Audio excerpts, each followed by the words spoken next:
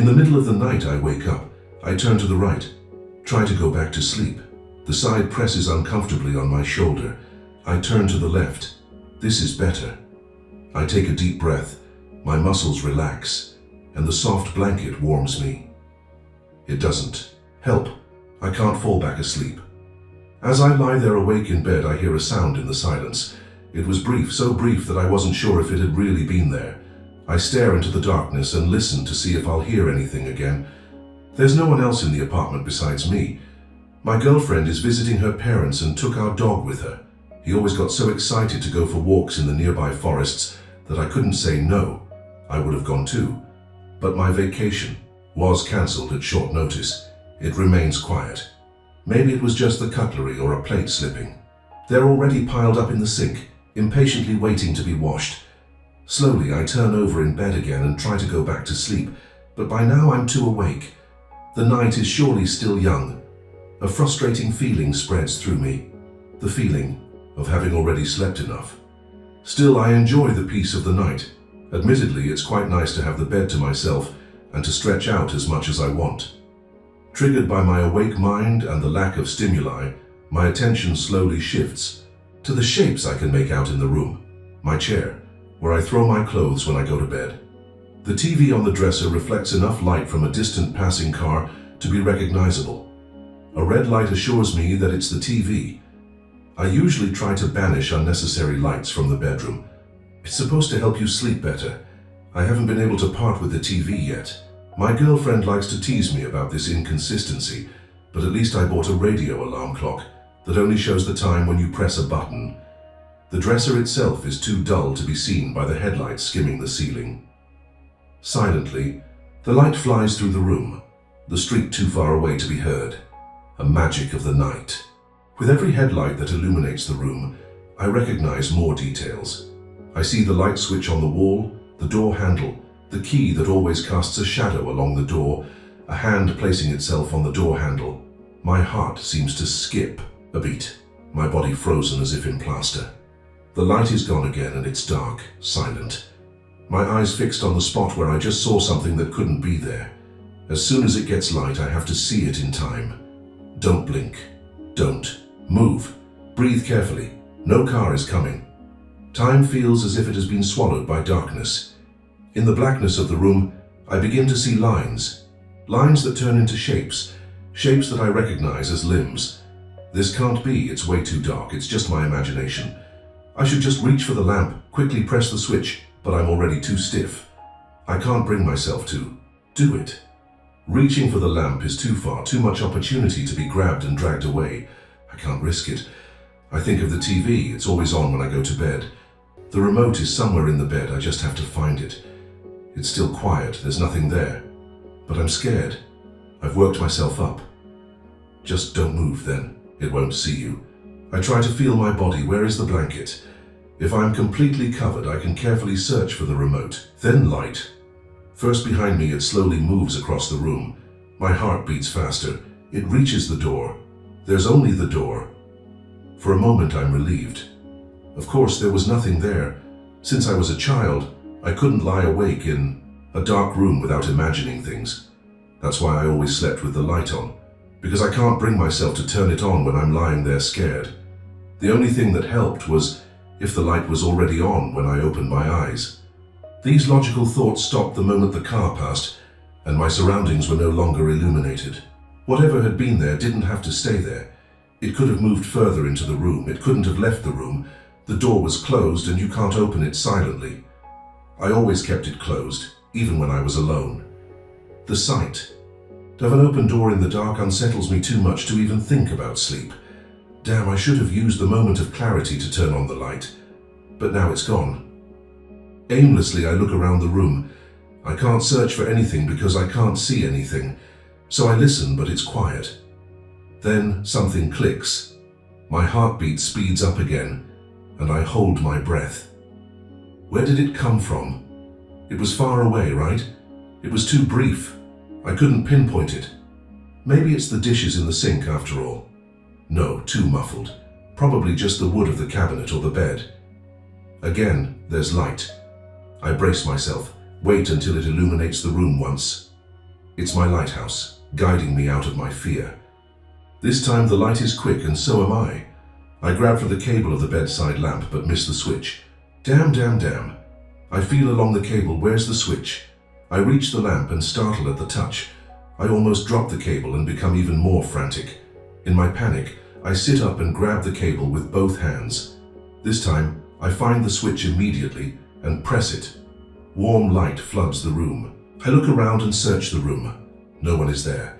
I breathe slowly, calming myself as I continue to examine the room. Everything is as usual, and there are no corners where something could hide. Everything is fine. There was never anything there. As I sit there, I feel stupid but also relieved. Everything is fine. I don't need to be afraid. It's my imagination that conjures up these images and projects them into my head as if they were real. It doesn't tire either. Even now that the light is on and my concerns have vanished, I still think there might be something outside waiting behind the door. But I'm no longer panicking, so I get up and lock the door. Now nothing can get in without difficulty. So I can distract myself a bit. Back in bed, I search for the remote. It was right next to my pillow. How stupid. Whatever. I grab it and turn on the TV. A half-naked woman appears on the screen, moaning a phone number. An ad for a sex hotline. I change the channel. A documentary about a painter. I change again, sex hotline, again, program end notice, again, chess game, again, infomercial. Nothing interesting is on at night, but even infomercials are enough to get my mind on other things, so I can try to sleep again later. A kitchen gadget is being advertised that chops all kinds of vegetables into small cubes by hammering on it a few times. I can turn off the light now. The room remains sufficiently illuminated by the TV, and I don't want to become too awake. I press my alarm clock, and it tells me it's 3 in the morning and I should get some more sleep if I don't want to struggle through the next day. As the screen flickers, I can't help but continue to listen for sounds from the rest of the apartment. But there's nothing, and I'm calm. The program is boring, but that's good. There's always a water bottle next to my bed. I take it and have a sip. I almost choke on the sparkling water. I cough briefly, then take another sip. It feels invigorating and brings me back to reality. The glass bottle lies heavy and cool in my lap. I keep watching the TV. By now, another product is being advertised. A phone with a contract for 2 SIM cards and you get a PC with it. I know these kinds of offers, but I don't understand how they make sense. If you actually use the phone contract, you get the performance you need and at the same time a free expensive PC or a video game console. There must be something wrong with it. As appealing as these offers seem, I wouldn't dare to accept them. There are probably hidden costs and by then it's too late. My bladder calls I need to go to the bathroom, but I stay seated and keep watching TV, trying to ignore the pressure building in my lower abdomen. Just go to the bathroom, man. I play through the thoughts to calm myself. It's no big deal. Just get up, walk through the hallway to the bathroom, and come back. I do this multiple times a day, why not now? I change the channel, I need better distraction to forget the urge to pee. A movie is on. Seems to be one of those found footage films, shot as if the footage was discovered later. Looks like an episode of Cops. A camera team follows 2 investigators. A B-man is mentioned who attacked someone. One of the paramedics is shocked by what he sees and asks the investigators what's going on. They're vague, so the paramedic's imagination runs wild. He thinks there's a malaria outbreak and they're trying to cover it up. Suddenly, his nose starts bleeding, and he really has malaria symptoms. I don't really understand what's going on, but it seems to be some kind of horror movie. I really don't need that right now. I change the channel. Bob Ross is painting a picture. What if I get up and something has been lurking under my bed the whole time? It's just been waiting to see my feet and then grab me. I change the channel. Sex hotline. Again, the chess game. Again, cartoons, horror-themed merchandise that always surprises me. How come cartoons are shown so late at night? It can't be for kids, they should be asleep by now. Although I remember how at just 4 years old, I woke up very early in the morning and sneaked into the living room to watch cartoons on TV. But no child gets up that early. It's about a cow and a rooster who are siblings and go to the same school together. Maybe that's why they don't want to show it in the afternoon. You can't show kids something so ridiculous when they absorb knowledge like a sponge. My bladder won't leave me alone. The distraction has worked, so I get up, but not without jumping away from the bed. For a moment, I stand with my back to the door and look at my bed. There's nothing there. I go to the door and step on something that stabs my foot. A shock runs through me, and I can't suppress a cry of pain, a shattered bone. I get annoyed. Not only does it look really creepy, but my girlfriend and me also argued often enough about not leaving chewed dog treats lying around everywhere. I reach for the door handle but hesitate. Earlier I locked the door because I was afraid of what might be behind it. Don't think, just don't think. I turn the key and open the door. The hallway is dark, the room at the other end black. My bladder is unmistakably pressing. I gather my courage and run like a scared child from the bedroom to the bathroom. Light on, door closed and locked. Relief. I stand there for a long time, letting the stream run, as if my body wants to release as much urine as possible, seemingly upset that I denied it relief for so long. I'm done and wash my hands, then go to the door. I hesitate again. Without the pressure of my bladder, it's suddenly not so easy to overcome myself. I stand in front of the door and wait, listen for sounds behind it. Very faintly, I can hear the TV. I go back to the toilet, put the lid down, and sit on it. Oh man, why am I like this? No, it can't be. I stand up again, go to the door, grab the handle. Damn, now I've worked myself up again. I go back, sit down. Think, try to rationalize my thoughts. I just walked through the hallway and there was nothing there. What I suspected in my bedroom wasn't there, and if something ghostly had been there, it could have eaten me long ago. It's playing with me, waiting until I feel safe to grab me. Come on, this is silly. Suddenly I hear something outside the door. Footsteps. No, too quiet, it's getting closer. A crackling. Quietly I go to the door. The sound doesn't get louder, or it just stopped. No, maybe worse, it's standing in front of the door, waiting, staring in my direction. The only thing separating us a 2-centimeter thick piece of wood. Did I lock it? Oh no, the door isn't locked at all. I take a step back, my eyes wide open. Wait. Don't move. Minutes pass, I think. Nothing happens. I keep waiting, locking my eyes on the door handle. It mustn't move, please don't move. Then I realize I'm only looking forward. What's behind me, I think? The toilet, the bathtub, the window. Oh no, the window. What if it's not in front of the door, but looking through the window and has been able to see me the whole time? I want to turn around and look, but also keep an eye on the door. Panic sets in. In my imagination, a white, expressionless face, shrouded in darkness, floats outside the window, staring at me. I hear something gurgling. Oh God, what is that? It's been quiet the whole time, and now something is gurgling. Where is it coming from?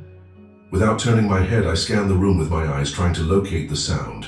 The drain, it must be the drain, but it's coming from behind. The sink is next to me. No, it could also be the bathtub. But I didn't use that faucet. Running there. Maybe from the neighbors, but in the middle of the night, toilet flush. It could be a toilet flush. The toilet is behind me. I can't wait for it to get me. I quickly turn around, look out the window and see the blue sky.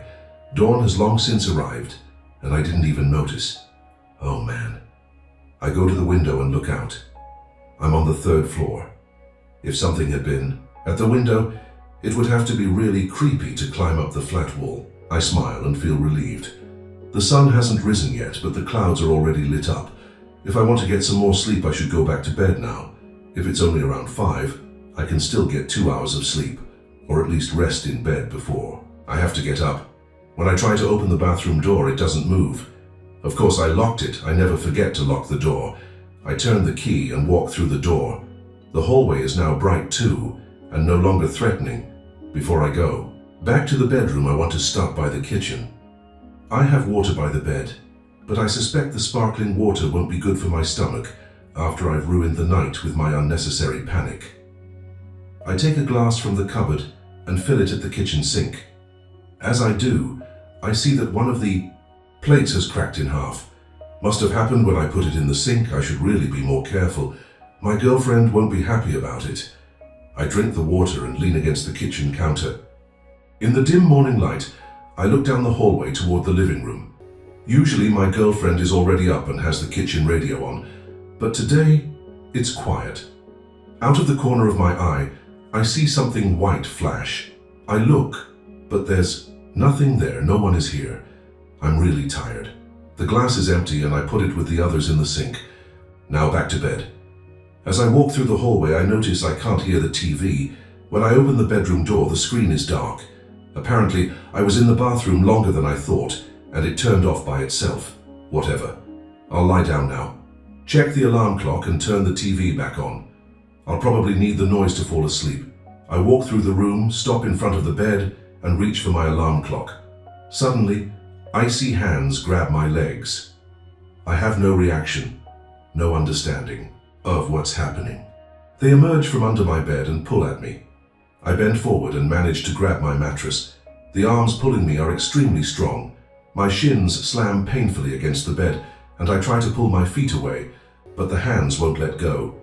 The pressure becomes more and more extreme, my shins bending. I start to scream.